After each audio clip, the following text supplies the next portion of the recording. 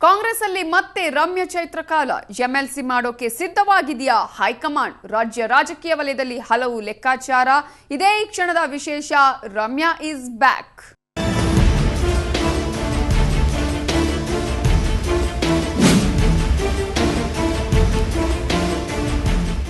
ಮಾಜಿ ಸಂಸದೆ ರಮ್ಯಾ ಶೀಘ್ರವೇ ರಾಜ್ಯ ರಾಜಕಾರಣಕ್ಕೆ ಮರಳ್ತಾ ಇದ್ದಾರೆ ಹೀಗೊಂದು ಸುದ್ದಿ ಕಾಂಗ್ರೆಸ್ ಕಾರಿಡಾರ್ ಅಲ್ಲಿ ಸಿಕ್ಕಾಪಟ್ಟೆ ಜೋರಾಗಿ ಕೇಳಿ ಬರ್ತಾ ಇದೆ ಡಿಸೆಂಬರ್ ರಲ್ಲಿ ವಿಧಾನ ಪರಿಷತ್ಗೆ ನಡೆಯಲಿರುವ ಸ್ಥಳೀಯ ಸಂಸ್ಥೆಗಳ ಪ್ರಾಧಿಕಾರಗಳ ಚುನಾವಣೆಯಲ್ಲಿ ರಮ್ಯಾ ಅವರನ್ನ ಕಣಕ್ಕಿಳಿಸಲು ಚಿಂತನೆ ನಡೆದಿದೆ ಎನ್ನಲಾಗಿದೆ ರಾಜ್ಯ ರಾಜಕಾರಣದಲ್ಲಿ ಮತ್ತೆ ರಮ್ಯಾ ಚೈತ್ರ ಕಾಲ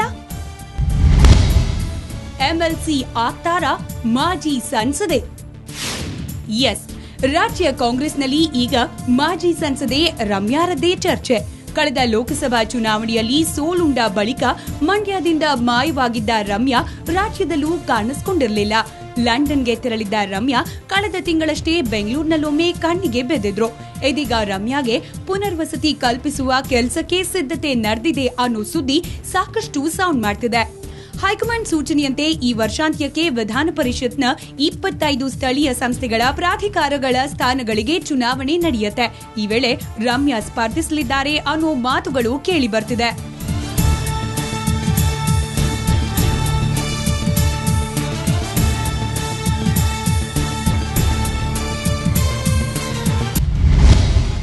ಯಾವಾಗ ಚುನಾವಣೆ 2016ರ ಜನವರಿ 5ಕ್ಕೆ ಮೇಲ್ಮನೆಯ ಸ್ಥಳೀಯ ಸಂಸ್ಥೆಗಳ ಪ್ರಾಧಿಕಾರಗಳ 25 ಸ್ಥಾನಗಳು ತೆರವಾಗಲಿವೆ ಕಾಂಗ್ರೆಸ್ನ 12 ಬಿಜೆಪಿಯ 7 ಜೆಡಿಎಸ್ನ 5 ಮತ್ತು ಓರ್ವ ಪಕ್ಷೇತರ ಹಾಲಿ ಸದಸ್ಯರು ನಿವೃತ್ತರಾಗಲಿದ್ದಾರೆ ಈ ಸ್ಥಾನಗಳಿಗೆ ಡಿಸೆಂಬರ್ನಲ್ಲೇ ಚುನಾವಣೆ ನಡೆಯಲಿದೆ ಈ ಪೈಕಿ ಮಂಡ್ಯ ಸ್ಥಳೀಯ ಸಂಸ್ಥೆಗಳ ಪ್ರಾಧಿಕಾರಗಳ ಸ್ಥಾನಕ್ಕೂ ಚುನಾವಣೆ ನಡೆಯಲಿದ್ದು ಹಾಲಿ ಜೆಡಿಎಸ್ನ ಬಿ ರಾಮಕೃಷ್ಣ ಈ ಕ್ಷೇತ್ರವನ್ನ ಪ್ರತಿನಿಧಿಸುತ್ತಿದ್ದಾರೆ ಡಿಸೆಂಬರ್ನಲ್ಲಿ ನಡೆಯುವ ಚುನಾವಣೆಯಲ್ಲಿ ಜೆಡಿಎಸ್ಗೆ ಎದುರಾಳಿಯಾಗಿ ಕಾಂಗ್ರೆಸ್ನಿಂದ ರಮ್ಯಾರನ್ನ ಕಣಕ್ಕಿಳಿಸಲು ರಾಜ್ಯ ಕಾಂಗ್ರೆಸ್ ನಾಯಕರು ಚಿಂತಿಸಿದ್ದಾರೆ ಲಭ್ಯವಾಗಿರುವ ಮಾಹಿತಿಗಳ ಪ್ರಕಾರ ಹೈಕಮಾಂಡ್ ಕೂಡ ರಮ್ಯಾಗೆ ಒತ್ತಾಸೆಯಾಗಿ ನಿಂತಿದ್ದು ಮಂಡ್ಯದಲ್ಲಿ ಯಾವುದೇ ವಿರೋಧ ವ್ಯಕ್ತವಾಗದೇ ಇದ್ದರೆ ಮೇಲ್ಮನೆ ಹಾದಿ ಸುಗಮವಾಗಲಿದೆ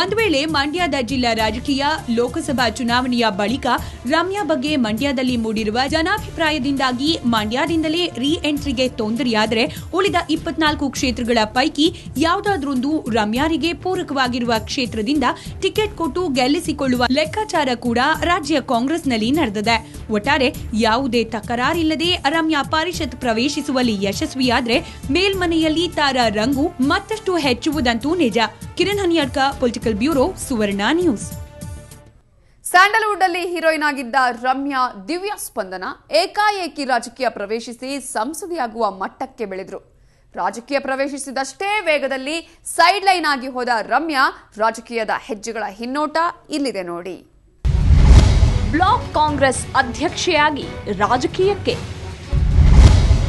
ಎಲ್ಲ ಕಡೆಯೂ ಮೊದಲ ಪ್ರಯತ್ನಕ್ಕೆ ಯಶಸ್ಸು ರಮ್ಯಾ ಸ್ಯಾಂಡಲ್ವುಡ್ನಲ್ಲಿ ಇದ್ದ ಅವಧಿಯಲ್ಲಿ ಮೋಹಕ ತಾರೆಯಾಗಿ ಮೆರೆದವರು ಕನ್ನಡ ಚಿತ್ರರಂಗದಲ್ಲಿ ಬೇಡಿಕೆಯಲ್ಲಿದ್ದ ಅವಧಿಯಲ್ಲೇ ರಾಜಕೀಯ ಸೆಳೆತ ಶುರುವಾಗಿತ್ತು ಜೊತೆಯಲ್ಲೇ ಹಿರಿಯ ನಾಯಕರ ಒತ್ತಾಸೆಯೂ ಸಿಕ್ಕಿತ್ತು ಹೀಗಾಗಿ ಎತ್ತರಕ್ಕೆ ಬೆಳೆಯಲು ಬಹುಕಾಲ ಬೇಕಾಗಿರಲಿಲ್ಲ ನೋಡ್ತಿದ್ದ ಹಾಗೆ ರಮ್ಯಾ ಲೋಕಸಭೆಯಲ್ಲಿ ನಿಂತು ಪ್ರಮಾಣ ವಚನ ಸ್ವೀಕರಿಸೇ ಬಿಟ್ರು ಭಾರತದ ಸಾರ್ವಭೌಮತ್ವವನ್ನು ಮತ್ತು ಅಖಂಡತೆಯನ್ನು ಎತ್ತಿ ಹಿಡಿಯುತ್ತೇನೆಂದು ಮತ್ತು ನಾನು ಈಗ ಕೈಗೊಳ್ಳಲಿರುವ ಕರ್ತವ್ಯವನ್ನು ಶ್ರದ್ಧೆಪೂರ್ವಕವಾಗಿ ನಿರ್ವಹಿಸುತ್ತೇನೆಂದು ದೇವರ ಹೆಸರಿನಲ್ಲಿ ಪ್ರಮಾಣ ಮಾಡುತ್ತೇನೆ ಅದು 2011ರ ಸಮಯ ಎಐಸಿಸಿ ಉಪಾಧ್ಯಕ್ಷ ರಾಹುಲ್ ಗಾಂಧಿ ಬ್ಲಾಕ್ ಕಾಂಗ್ರೆಸ್ ಅಧ್ಯಕ್ಷರ ಚುನಾವಣೆಗೆ ಹೊಸ ನೀತಿಯೊಂದನ್ನ ಜಾರಿಗೊಳಿಸಿದ್ರು ಅಧ್ಯಕ್ಷರಾಗೋರು ನೇರವಾಗಿ ಸದಸ್ಯರಿಂದ ಆಯ್ಕೆಯಾಗಬೇಕು ಅನ್ನೋ ರೂಲ್ಸ್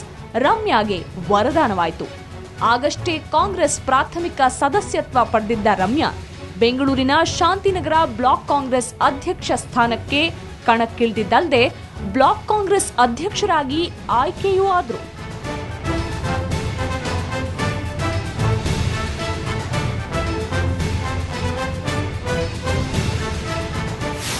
ಇದಾದ ಬಳಿಕ ರಮ್ಯಾ ರಾಜ್ಯ ಕಾಂಗ್ರೆಸ್ನಲ್ಲಿ ತುಂಬಾ ಆಕ್ಟಿವ್ ಆಗಿ ಕಾಣಿಸಿಕೊಳ್ಳತೊಡಗಿದ್ರು. ಬೆಂಗಳೂರಿನಲ್ಲಿ ನಡೆದ ಕೆಲವು ಪ್ರತಿಭಟನೆಗಳಲ್ಲೂ ಪಾಲ್ಗೊಂಡು ಗಮನ ಸೆಳೆದಿದ್ರು. ಇಷ್ಟೆಲ್ಲ ನಡೆದು ವರ್ಷ ಕಳೆಯೋ ಹೊತ್ತಿಗೆ ರಾಜ್ಯದಲ್ಲಿ ವಿಧಾನಸಭೆ ಚುನಾವಣೆ ಎದುರಾಗಿತ್ತು. ವಿಧಾನಸಭೆ ಚುನಾವಣೆಯಲ್ಲೂ ರಮ್ಯಾ ಕಾಂಗ್ರೆಸ್ ಪರವಾಗಿ ಸ್ಟಾರ್ ಕ್ಯಾಂಪೇನರ್ ಆಗಿ ಕಾಣಿಸಿಕೊಂಡಿದ್ರು. ಆಗ ಮಂಡ್ಯ ಲೋಕಸಭಾ ಸದಸ್ಯರಾಗಿದ್ದ ಜೆಡಿಎಸ್ನ ಚಲುವರಾಯಸ್ವಾಮಿ ಹಾಗೂ ಬೆಂಗಳೂರು ಗ್ರಾಮಾಂತರ ಲೋಕಸಭಾ ಸದಸ್ಯರಾಗಿದ್ದ ಎಚ್.ಡಿ. ಕುಮಾರಸ್ವಾಮಿ ರಾಜೀನಾಮೆ ಕೊಟ್ಟು ಇದೇ ವಿಧಾನಸಭೆ ಚುನಾವಣೆಯಲ್ಲಿ ಸ್ಪರ್ಧಿಸಿ ಆಯ್ಕೆಯಾದ್ರು. ಆಗಷ್ಟೇ ರಾಜ್ಯದಲ್ಲಿ ಅಧಿಕಾರ ಹಿಡಿದಿದ್ದ ಕಾಂಗ್ರೆಸ್ಗೆ ತೆರವಾದ ಈ 2 ಲೋಕಸಭಾ ಕ್ಷೇತ್ರಗಳ ಉಪಚುನಾವಣೆಯಲ್ಲಿ ಗೆಲುವು ಪ್ರತಿಷ್ಠೆಯ ಪ್ರಶ್ನೆಯಾಗಿತ್ತು. ಬೆಂಗಳೂರು ಗ್ರಾಮಾಂತರ ಲೋಕಸಭಾ ಕ್ಷೇತ್ರದಿಂದ ಹಾಲಿ ಇಂಧನ ಸಚಿವ ಡಿಕೆ ಶಿವಕುಮಾರ್ ಮೇಲೆ ನಂಬಿಕೆ ಇಟ್ಟು ಸಹೋದರ ಡಿಕೆ ಸುರೇಶ್ ಅವರಿಗೆ ಟಿಕೆಟ್ ನೀಡಿದ್ದ ಕಾಂಗ್ರೆಸ್ ನಾಯಕರಿಗೆ ಮಂಡ್ಯದ ಕಡೆ ನೋಡಿದಾಗ ಮೊದಲು ಹೊಳೆದಿದ್ದು ಇದೇ ರಮ್ಯಾ.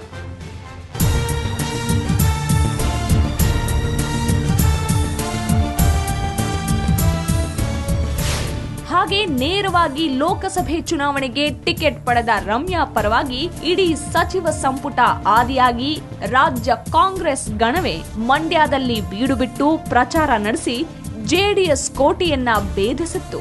ಇದರ ಜೊತೆಯಲ್ಲೇ ರಮ್ಯಾ ಸಾಕು ತಂದೆ ನಾರಾಯಣ್ ಮೃತಪಟ್ಟ ಕಾರಣ ಅನುಕಂಪದ ಅಲೆಯಲ್ಲಿ ರಮ್ಯಾ ತೇಲಿ ಹೋದ್ರು. ಮಂಡ್ಯದಿಂದ ಆಯ್ಕೆಯಾಗಿ ಹೋದ ರಮ್ಯಾ ರಾಜ್ಯ ಕಾಂಗ್ರೆಸ್ ನಾಯಕರ ಲೆಕ್ಕಾಚಾರವನ್ನೇ ಉಲ್ಟಾ ಮಾಡ್ಬಿಟ್ರು.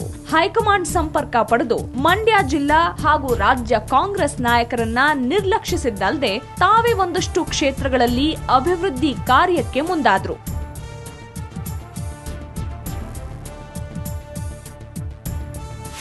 ಮತ್ತೆ 6 ತಿಂಗಳಲ್ಲಿ ಎದುರಾದ ಸಾರ್ವತ್ರಿಕ ಲೋಕಸಭಾ ಚುನಾವಣೆಯಲ್ಲಿ ರಮ್ಯಾರನ್ನೇ ನೆಚ್ಚಿಕೊಂಡ ಕಾಂಗ್ರೆಸ್ ಅವರಿಗೆ ಟಿಕೆಟ್ ಕೊಡ್ತು. ಆದ್ರೆ ಪರಿಸ್ಥಿತಿ ಮಾತ್ರ ಭಿನ್ನವಾಗಿತ್ತು. ಸಂಸದೆ ಆಗಿದ್ದ ಅವಧಿಯಲ್ಲಿ ರಮ್ಯಾ ನಡೆದುಕೊಂಡಿದ್ದು ತಮ್ಮನ್ನ ನಡೆಸಿಕೊಂಡಿದ್ದನ್ನ ಕಣ್ಣಾರೆ ಕಂಡಿದ್ದ ರಾಜ್ಯ ಕಾಂಗ್ರೆಸ್ ನಾಯಕರು ಕನಲಿ ಕೆಂಡವಾಗಿದ್ರು.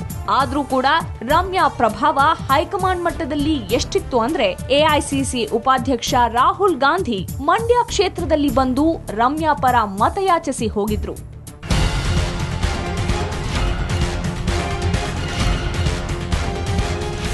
ಹೀಗೆ ಲೋಕಸಭಾ ಚುನಾವಣೆಯಲ್ಲಿ ಸೋತ ರಮ್ಯಾ ಏಕಾಏಕಿ ಮಂಡ್ಯದಿಂದ ಮಾಯವಾಗ್ಬಿಟ್ರು.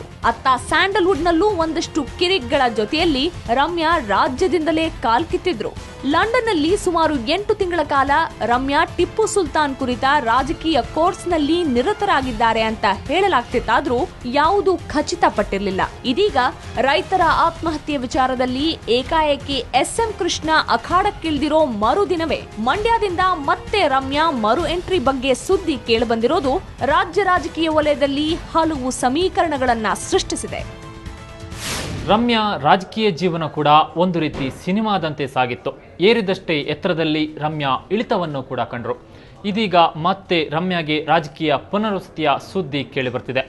ಎಲ್ಲ ರಾಜಕೀಯ ಲೆಕ್ಕಾಚಾರಗಳು ಸಮೀಕರಣಗೊಂಡ್ರೆ 2016ರ ವರ್ಷಾರಂಭಕ್ಕೆ ರಮ್ಯಾ ಮೇಲ್ಮನೆಯಲ್ಲಿರ್ತಾರೆ. ಆದರೆ ರಮ್ಯಾಗೆ 2ನೇ ಇನ್ನಿಂಗ್ಸ್ ಅಷ್ಟು ಸುಲಭವಾ ಅನ್ನೋದು ಈಗಿರುವ ಪ್ರಶ್ನೆ. ಕ್ಯಾಮ್ರಾಮನ್ ರಾಮರಾವ್ ಜೊತೆ ಕಿರಣ್ ಹನೇಡ್ಕ, ಸುವರ್ಣ ನ್ಯೂಸ್. ಹಲವು ಸಮಯಗಳಿಂದ ಕಾಣೆಯಾಗಿದ್ದ ರಮ್ಯಾ ಮತ್ತೆ ರಾಜ್ಯ ರಾಜಕಾರಣಕ್ಕೆ ಮರಳ್ತಾರ. ಇದುವೇ ಹೊತ್ತಿನ ವಿಶೇಷ. ನೇರ, ದಿಟ್ಟ, ನಿರಂತರ ಸುದ್ದಿಗಾಗಿ ನೋಡ್ತಾ ಇರಿ ಸುವರ್ಣ ನ್ಯೂಸ್.